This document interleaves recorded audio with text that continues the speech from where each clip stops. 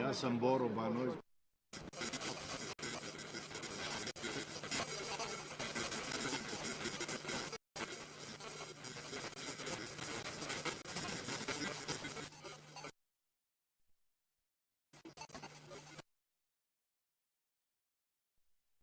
Isti Sarajeva Hrvatska. Ništa društvo.